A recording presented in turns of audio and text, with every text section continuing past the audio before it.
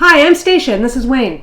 And this is our cruise cabana. Come on in, pull up a hammock. Today we're going to talk about upgrading. I've picked my cruise line. I've chosen my cabin category. I booked it. But now... should I upgrade? Stick around and find out.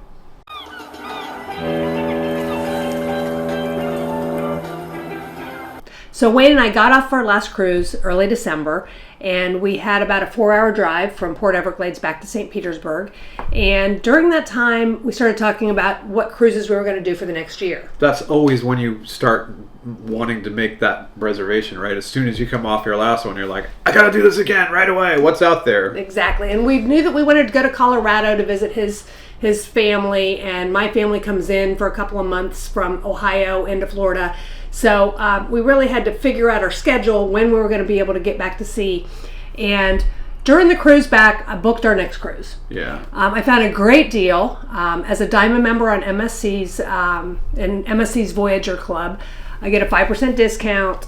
And when we were looking at cruises, we were coming into the spring season, and there was one cabin left, and it was an interior in the Yacht Club, which is how we cruise on MSC.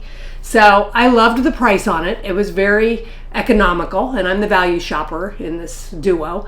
And we decided we'd done the 3-day before on MSC in the Yacht Club, and we actually enjoyed it a lot. So we booked it, and we talked to each other, and it was like, it's the last cabin available.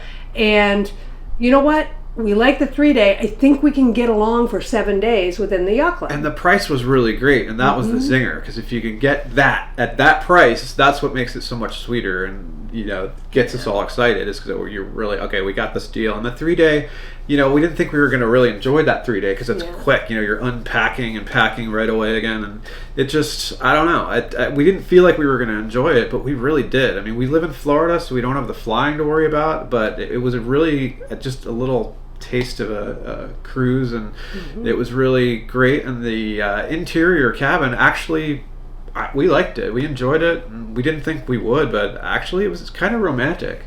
Yes, and the 3-night we slept really well. We spent more time outside of our cabin socializing because we didn't have the balcony. So we really we were gung-ho for the 7 days, but then we started hunting and scalping and trying to figure out, we work hard. Do we want the bigger suite so that we can actually, have a lot of closet space and have that balcony to have, a little more nighttime enjoyment, little time by ourselves, just more room to stretch out and truly have an elegant suite. So I started pricing it out, and I was looking at the upgrade bidding system that they have versus just pricing it out, and there was nothing available on our ship. So, every time I'd go in, there were no, deluxe suites available. We were in the interior, so we were like, okay, well, we'll go cheap. We'll spend the extra money on, the spa or just the casino, maybe go do some Lady Luck or maybe some really cool excursions. But, inside of me, I just really kept wanting to get back to a balcony. We work really hard, and we play really hard. And, our vacation time is really precious. Like everybody's, we have maybe less demands on our time. We don't have kids, dual income, so maybe our options are, so. But I guess it was just you come home from a long, hard day of work, which a lot of times for this one is like 9-10 o'clock at night, long days, and it's just sort of like I think maybe we want that balcony. Yeah. Started with gimlets at the bar, and then champagne at dinner, and we polished up a bottle of that. So I started really scoping it out and dropping hints to Wayne, do you think that I should be pricing out, maybe spend a little more? We knew that it was economical. We were excited about that to go interior, but you know what? I really sort of want a balcony. And they started periodically just popping on the system where one had come up and it would go away, and one had come up and it would go away. And so I was able to get the price of what it was going to cost to actually buy the upgrade from the interior versus put in a minimum bid on the bidding system. And it was actually more expensive, so you've got to be careful when you are using those upgrade systems, because it would have been more expensive for us to use the minimum upgrade without a guaranteed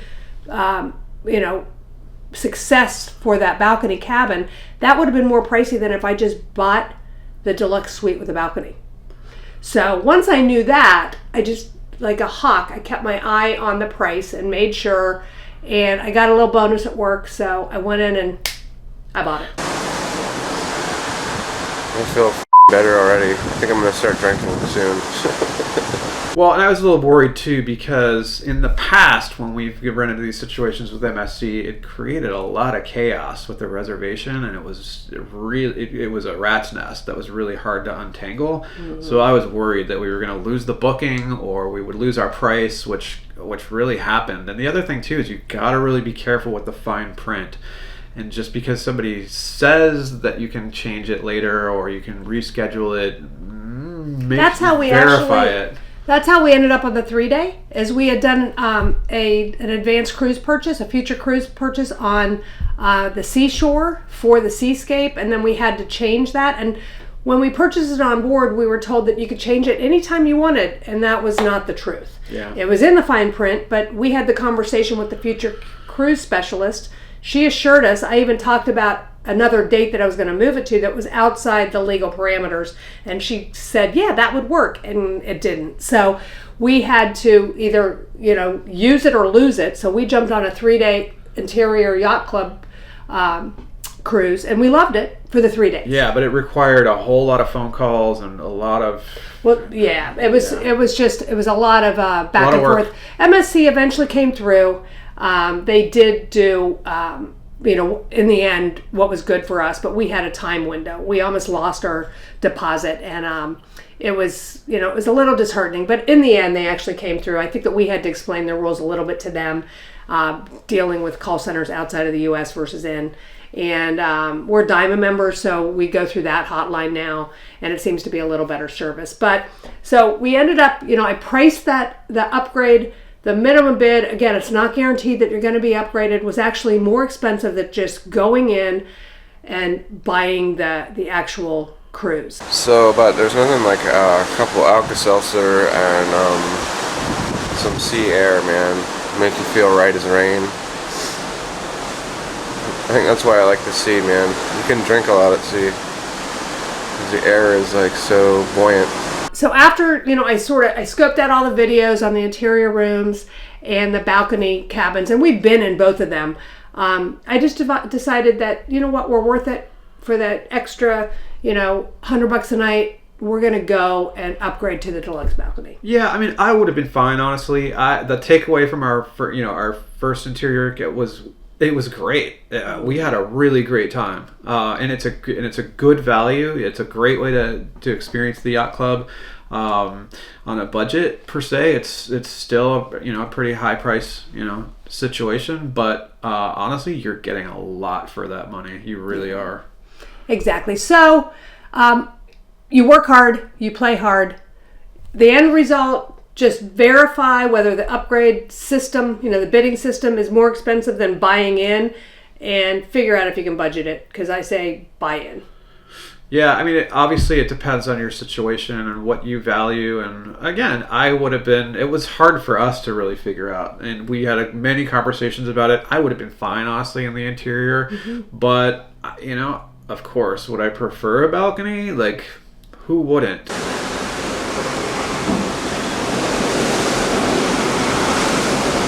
Obviously having a good vacation. We have a 3-night in the interior booked for July anyhow. So. Yeah, so I guess the long and short of it, should I upgrade?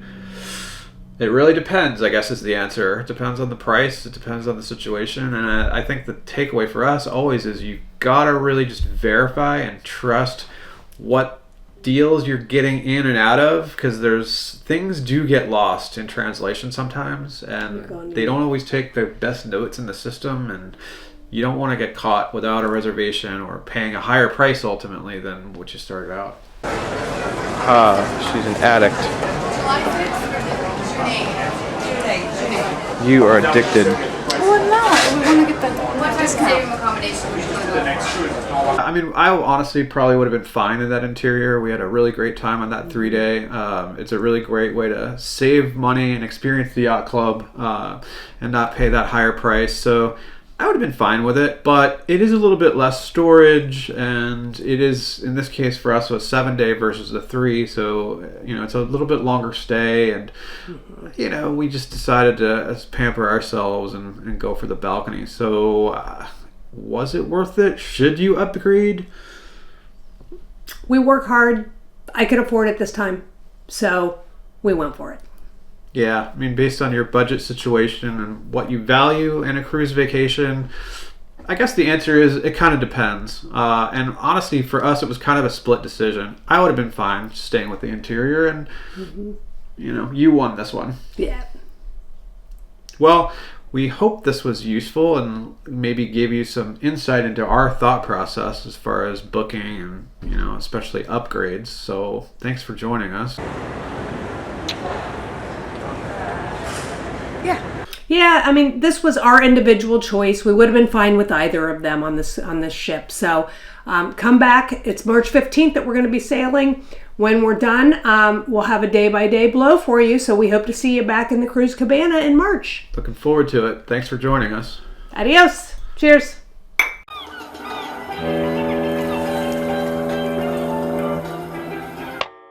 When? Are you serious?